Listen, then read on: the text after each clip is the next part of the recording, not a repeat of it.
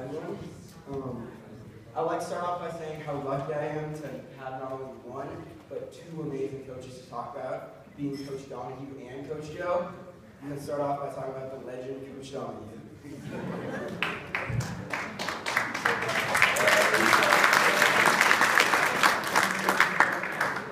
What is there to say about Coach Donahue that hasn't already been said by Coach Donahue?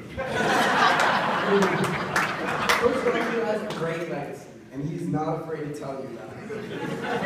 If I had a bucket for every time Coach Donahue mentioned the Pennsylvania Hall of Fame, I would be starting on varsity.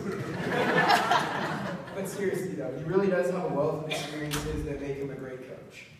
So I asked some of my teammates for their thoughts on Coach Donahue. Ryan Whitten said, "It was amazing how Coach could call us over to discuss a turnover and end up talking about the killing of baby gorillas in Africa, Lao Tzu's proverbs, or Marilyn Monroe's boobs."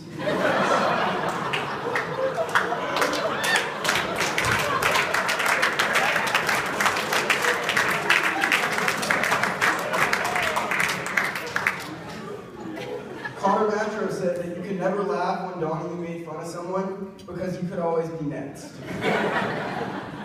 Big Albert replied, "Coach Donahue showed me not only how to be a basketball player, but also taught me important life lessons, including hard work, quality in work, and enthusiasm." And Julian Berger noticed that Donahue could sometimes contradict himself. And I noticed that too. I remember freshman year, for all you freshmen who don't know, we had study hall in Coach Donahue's room. And he used to always tell us that, "I think days off are the worst thing in the world."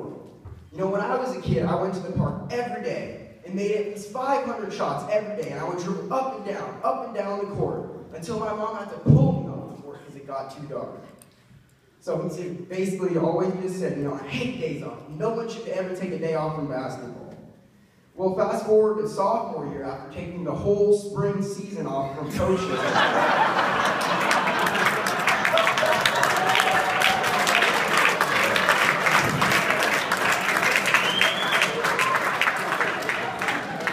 Donahue showed up to his first practice, and I remember it was the day before Veterans Day.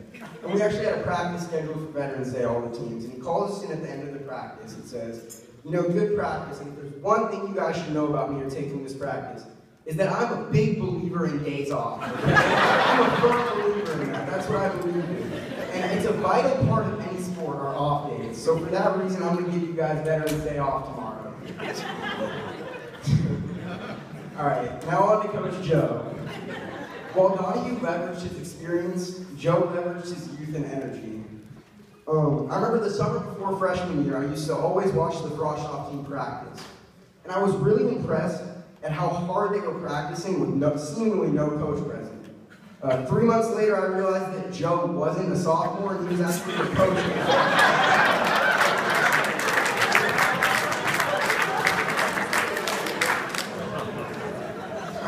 Shane Cronin described Coach Joe with 3 words: coach, teacher, and friend. Other words used by my teammates to describe Joe include dedicated, positive, hardworking, and precious. Although I think Bynum meant to say precise.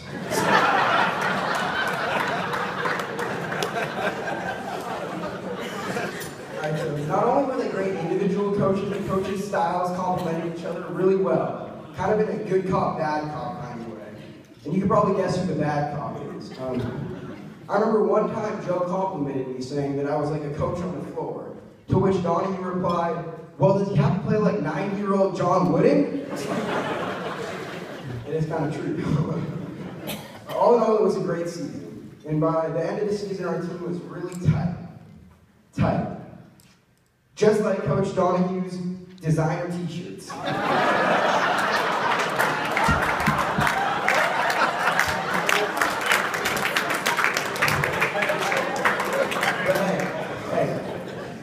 If you got it flaunted, Coach, if you got it flaunted. Alright, on a more serious note though, I think that the last game of our season was really symbolic of the year.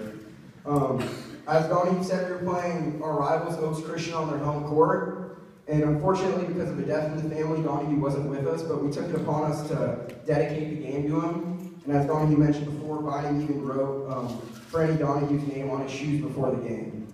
And although Donahue was not there to lead us, Coach Joe was there to lead us, and we ended up winning in a really close game. Making Coach Joe 1-0 Joe and giving him the highest winning percentage in Westlake High School boys basketball history. On behalf of the entire team, I would like to thank Coach Joe and Donahue for their time, patience, and efforts. Thank you.